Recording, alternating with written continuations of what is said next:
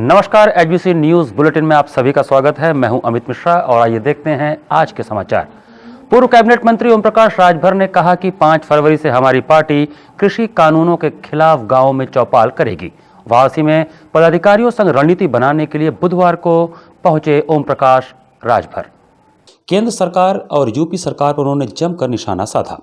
5 फरवरी से उन्होंने कृषि कानूनों के विरोध में गांव-गांव में जन चौपाल करने का ऐलान किया।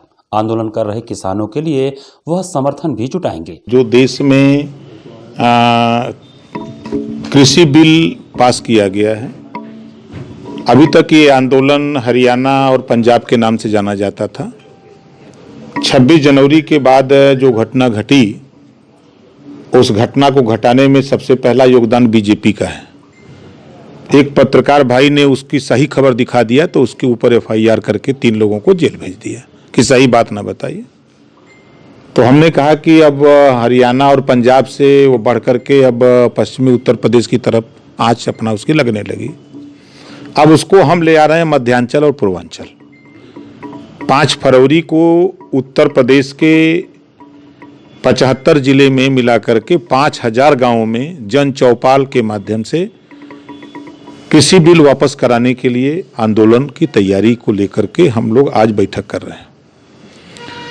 17 फरवरी को महाराजा सुहेलदेव जी की जयंती मुनारी बाजार में मनाना है, उसकी भी तैयारी है। पंचायत चुनाव को लेकर के उस पर भी लोगों से बात करनी है। इन्हीं बिंदुओं पर और ख़ास तौर से हमारा उद्देश्य जो है 5 फरवरी को किसान बिल, कृषि बिल वापस कराने को लेकर के जन चौपाल के माध्यम से हम जनता को भी जागरूक करेंगे कि इससे आपका नुकसान क्या है। उन्होंने कहा कि अगर वैक्सीन फ्री में मिलेगा तो मैं लगवा लूंगा। ओम प्रकाश राजभर ने कहा कि तमाम मरीज जो कोरोना के थे अपने से ही स्वस्थ हो गए। वैक्सीन को लेकर बड़ा खेल हो रहा है। अगर मुझे फ्री में मिलेगा तो जरूर लगवाऊंगा।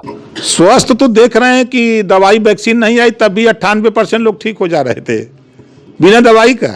सरकारी आंकड़ा हम नहीं कर रहे हैं कि कोरोना जैसी महामारी में बिना दवाई के 98% लोग ठीक हो जा रहे हैं। अपना ही आईटी सेल वाले हैं बीजेपी के, वो पैसे पर अपना समाचार प्रकाशित करते हैं, भेजते रहते हैं मैसेज। ऐसा कुछ है नहीं। तो 98% में आप भी हैं वैक्सीन? बिल्कुल नहीं, हम तो ठीक हैं। हम तो आपने देखा कि आपके यहाँ हमको अंदाजा है कि कोरोना काल में कम से कम 4-5 बार तो आए ही है, तो वैक्सीन मिले ही। लगाने की जरूरत है? नहीं, अभी हम लगवाए नहीं, मिलेगा फ्री में तो लगवाएंगे। पैसा देके तो हम नहीं लगवाएंगे, पैसा आइए नहीं है तो कहाँ से लगवाएंगे।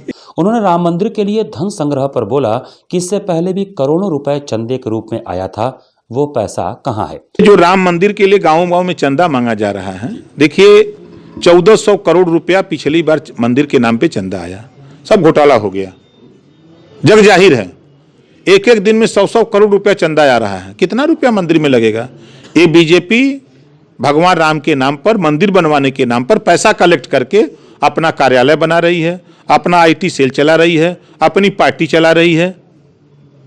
ये भगवान राम के नाम पर, मंदिर बनवाने के नाम पे चंदा मांग रहे हैं। सरकार द्वारा लाया गया आम बजट आम जनता से दूर है। सरकार उद्योगपतियों को ध्यान में रखकर कार्य कर रही है। देश विक्रेता बजट। इस बजट में शिक्षा पे कोई चर्चा नहीं, महिलाओं की सुरक्षा पे कोई बात नहीं, बेरोजगारी देश में चरम पे है उस पे कोई बात नहीं। सिर्फ उद्योगपतियों को लाभ पहुंचाने के लिए, देश की संपत्ति बेचने के लिए सब काम हो रहा है। तो ये तो देश विक्रेता बजट हो गया। यूपी सरकार में कानून व्यवस्था चौपट हो चुकी है। अपराध अपने चरम पर है, कोई किसी की नहीं सुनता।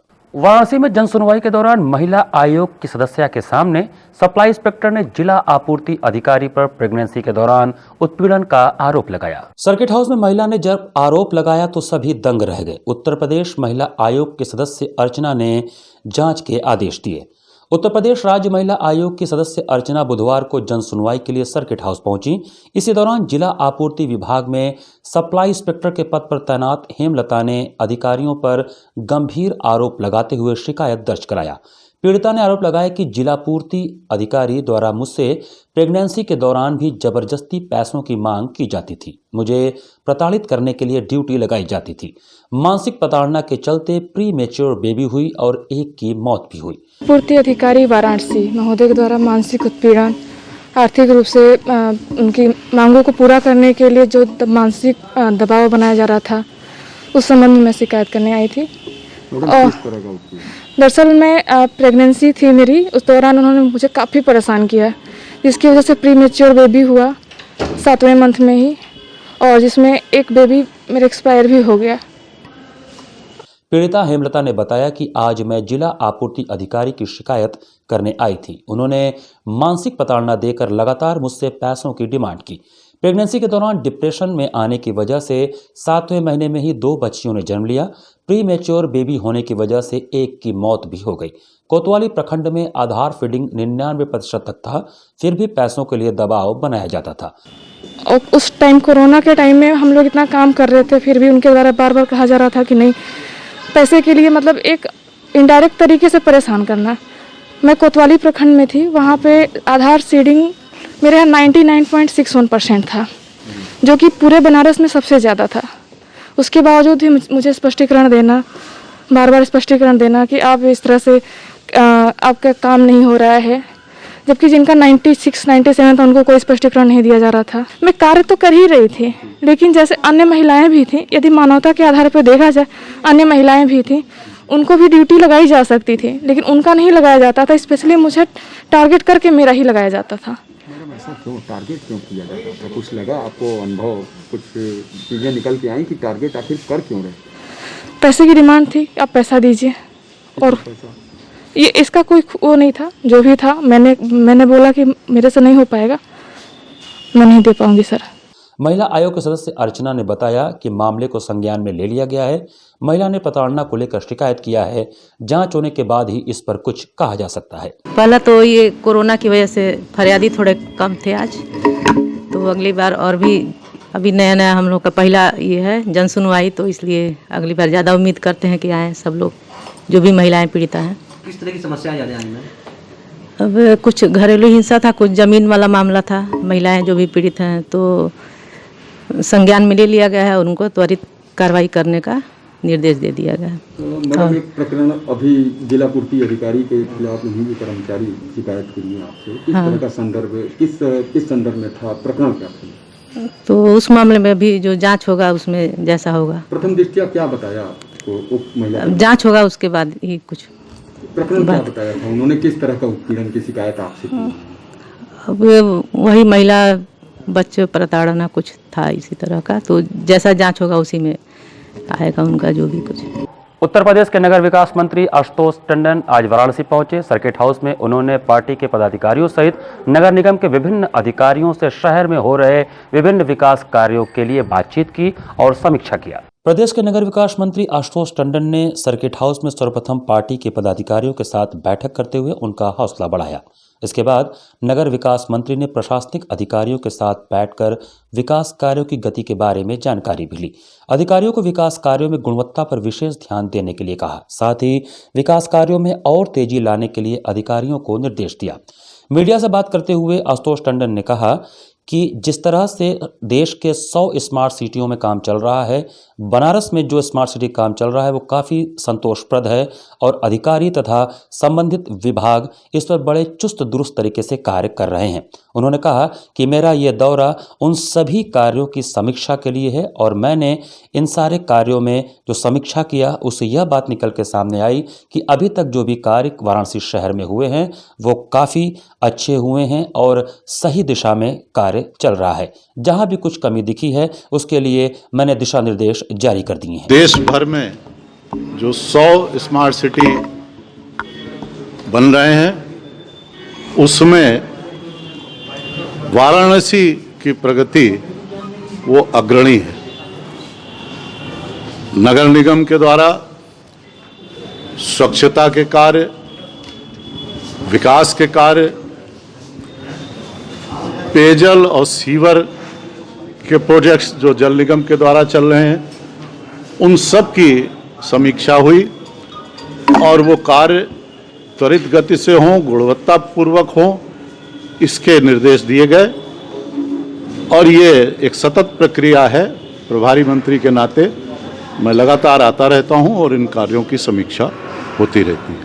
धन्यवाद। भाजपा के राष्ट्रीय अध्यक्ष ने कहा है कि 5000 गांवों में चौपाल लगाने की बात कही है, क्या इनको परमिशन दी गई है या इस तरह से ये किसान बिल के किसने कहा है? अगेंस्ट भाजपा के राष्ट्रीय ओम जन प्रकाश जागरूकता अभियान चलाएंगे 5 फरवरी से, आज उन्होंने बोला है। ओम प्रकाश राजभर जी ने, पूर्व कैबिनेट जी ओम प्रकाश राजभर जी, उनको कोई गंभीरता से लेता है? आप लेते हैं गंभीरता से? अब खबरें प्रयागराज से। प्रयागराज में पीएससी कैंप में लगी आग से शिविर का टेंट जलकर खाक हो गया। फायर ब्रिगेड की कई गाड़ियां मौके पर मौजूद और कड़ी मशक्कत के बाद आग पर काबू पाया गया। बताया जाता है कि प्रयागराज में माघ मेला चल रहा है और इस दौरान वहां पर जो तंबू लगे थे उसमें पीएससी के कैंप में आग लग गया। पीएससी कैंप में कई टेंट और फर्नीचर जलकर राख हुए। आशंका जताई जा रही है कि शॉर्ट सर्किट के चलते आग लगी है। आग काफ़ी विकराल था, लेकिन फायर ब्रिगेड की गाड़ियों ने कड़ी मशक्कत के बाद उस पर काबू पा लिया।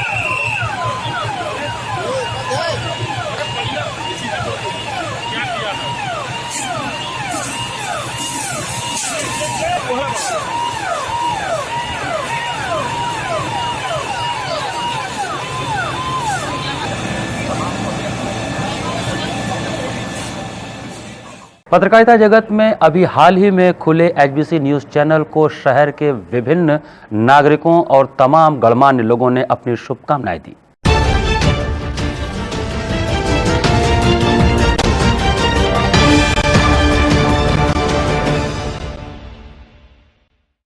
यह इस सांस्कृतिक और धार्मिक नगरी वाराणसी के लिए ये गौरव का क्षण है कि आज यहाँ एचबीसी न्यूज़ पोर्टल का शुभारंभ होने जा रहा है। सुखद पक्ष ये है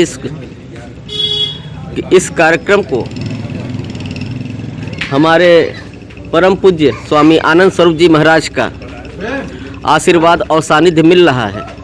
हम उम्मीद करते हैं कि आने वाले दिनों में यह पोर्टल जनता के उद्देश्यों पर और उनकी अपेक्षाओं पर खरा उतरेगा और इसके लिए हम शुभकामना संदेश भी देते हैं। देश के सांस्कृतिक राजधानी वाराणसी में एचबीसी न्यूज़ चैनल का जो उद्घाटन हुआ, इसके लिए सभी यहाँ के पदाधिकारी को बधाई और स्वामी आनंद स्वरूप जी महाराज को जो सानिध्य मिला, इसका भी हम लोगों को बहुत गर्व है और इस चैनल के लिए बहुत बहुत शुभकामना। मैं अनिल कुमार मिश्र, बेसिकली मैं इंजीनियर हूँ और विकासखंड म्योरपुर जनपद सोनभद्र में आज इस चैनल का उद्घाटन स्वामी जी के नेतृत्व में हो रहा है, स्वामी आनंद स्वरूप जी के, और मैं इसे अपनी हार्दिक शुभकामनाएं देता हूं और उम्मीद करता हूं कि समाज के तमाम उन तबकों को, तमाम उन मुद्दों को जिसको किसी ने आज तक नहीं छुआ होगा, चाहे वो ग्राम विकास से संबंधित हो, चाहे वो शहरों से संबंधित हो, उसको इस चैनल पे पूरी तरह से उठाया जाएगा और उसको अधिक से अधिक अच्छे ढंग से सरकार के सामने पेश करके और नागरिकों की तमाम समस्याओं को जिन पर कभी किसी की निगाह न गई हो, उसको हल कराने का हर यथासंभव प्रयास कराया जाएगा। हम लोगों की हार्दिक शुभकामनाएं इनके साथ हैं। हर मोड़ पे हम लोग इनके साथ मिलेंगे क्योंकि नेतृत्व स्वामी जी इसका कर रहे हैं। डॉक्टर उमेश कुमार उपाध्याय, वैज्ञानिक, biotechnology. First of all a lot of thanks to HBC कि इन लोगों ने हमें बुलाया और राष्ट्र के निर्माण के लिए राष्ट्रीयता और उसकी भाषा और उसकी संस्कार और संस्कृति जरूरी है और इसको लेकर तभी हम आगे बढ़ सकते हैं।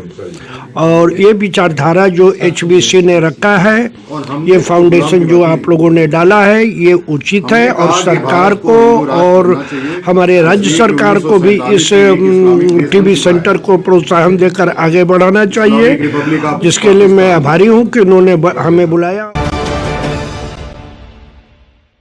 मैं मंजरी तिवारी हूँ। मैं आकाशवाणी और दूरदर्शन से संबद्ध हूँ और यहाँ मैं इस HBC न्यूज़ के उद्घाटन समारोह में आई हूँ और बहुत बहुत शुभकामना देती हूँ कि जैसे अभी मार्केट में न्यूज़ का ट्रेंड चल रहा है, उनको छोड़ के जो सच्ची और विश्वसनीय खबरें हों वो हमें देखने सुनने को मिले, ऐसी मेरी शुभकामना है और ये चैनल बहुत तरक्की करे। मेरा नाम आशीष है। मैं सेवाग संस्थानम का कार्यकर्ता हूँ और यही काशी का रहने वाला हूँ। बहुत बहुत बधाई है HBC टीम को, जिन्होंने एक नया न्यूज़ पोर्टल का शुभारंभ किया है। पूरा विश्वास के साथ और उम्मीद है मुझे यह कि ये जो HBC पोर्टल जो शुरू हुआ है, यह वास्तव में पारदर्शिता को रखते हुए सत्य संवाद को आगे बढ़ाता हुआ पत्रकारिता क्षेत्र में बहुत ही नाम करेगा और सत्यता के लिए काम करते हुए अपने आप को एक स्थापित करके पूरे समाज में एक आईना के रूप में प्रस्तुत होगा पत्रकारिता जगत में। मेरी बहुत बहुत शुभकामनाएं।